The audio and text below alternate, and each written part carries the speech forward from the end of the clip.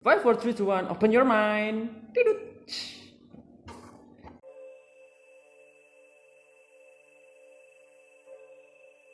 Kembali lagi di channel saya Radio Punya Perlu. Pada episode kali ini saya akan membahas mengenai model transportasi yaitu NWCR. Ini khusus NWCR saja, yaitu Northwest Corner Rules ya. Untuk deskripsinya, model transportasi sendiri adalah model aplikasi dari persamaan linier ya. Jadi gunanya adalah untuk persoalan distribusi. Metode ini juga dapat digunakan untuk menentukan lokasi fasilitas pabrik baru. Lalu untuk mencari model transportasi dengan biaya paling murah dan juga batasan pada persediaan dan permintaan. Gitu. Dan untuk matriksnya seperti ini, kita bisa lihat ya, di sini. Kalau saya menjelaskan A1 sampai AI ini adalah dari pabriknya, sedangkan untuk T1 ke TJ ini merupakan gudang ya, ini gudangnya, dan S adalah supplier, sedangkan D1 sampai DJ ini adalah permintaan, lalu C11, C12 bla bla bla sampai CIJ ini merupakan biaya yang dikeluarkan. Jadi untuk syaratnya nanti supplier dan permintaan itu nilainya harus sama. Ini adalah hukum. Nah, seperti itu.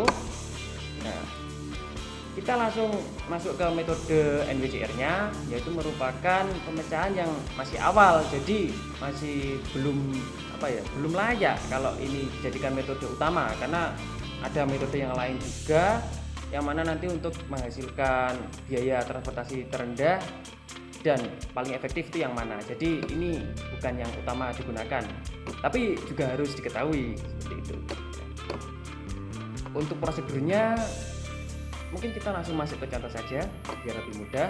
Nah, ilustrasi ini, suatu perusahaan mempunyai 3 pabrik produksi dan 5 gudang penyimpanan hasil produksi.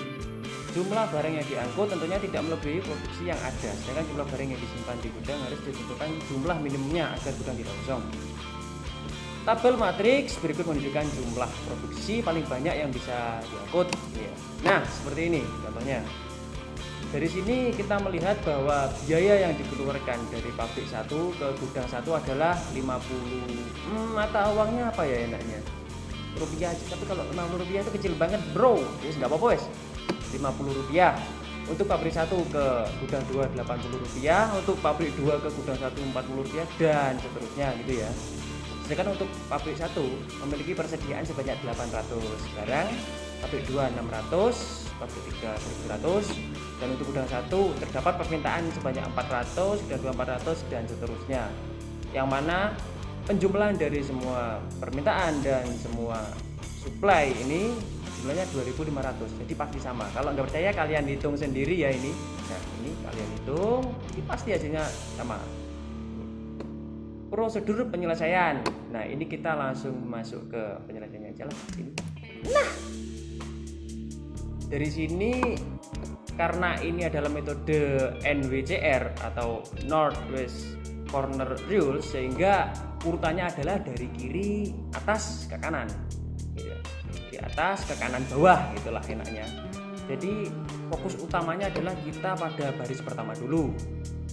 Pada baris pertama diketahui adalah nilai pengirimannya 50 rupiah, sedangkan permintaannya adalah sebanyak 400. Sedangkan pada pabrik pertama terdapat 800 barang. Nah, oleh karena itu 800 ini dikurangi 400 permintaan.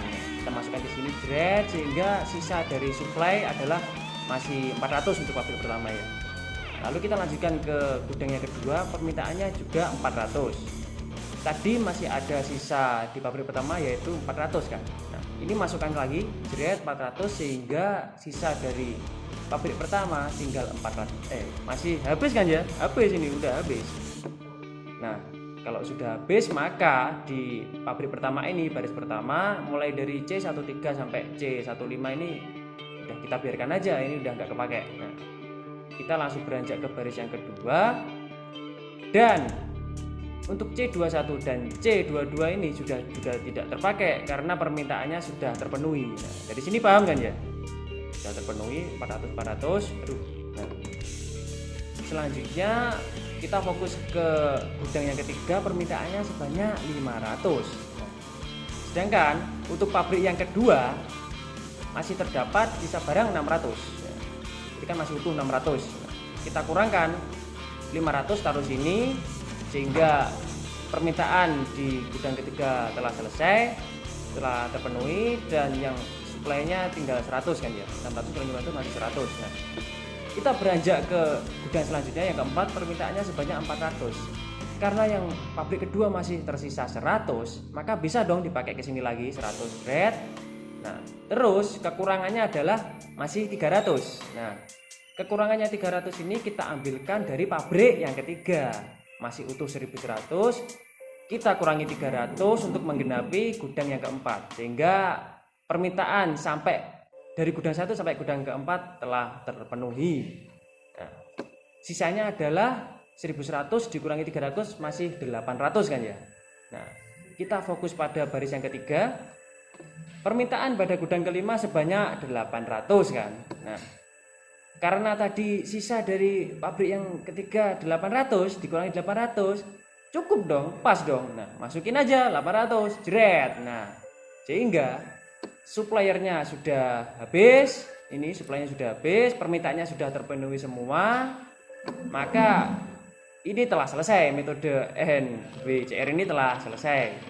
Selanjutnya kita tinggal menghitung biaya totalnya dong. Nah, biaya totalnya adalah yang pertama 50 rupiah dikalikan 400 ditambah 80 rupiah dikalikan 400 ditambah 70 rupiah kali 500 dan seterusnya, sehingga ketemu biaya totalnya adalah 1.430.000. Nah, mudah sekali kan bro.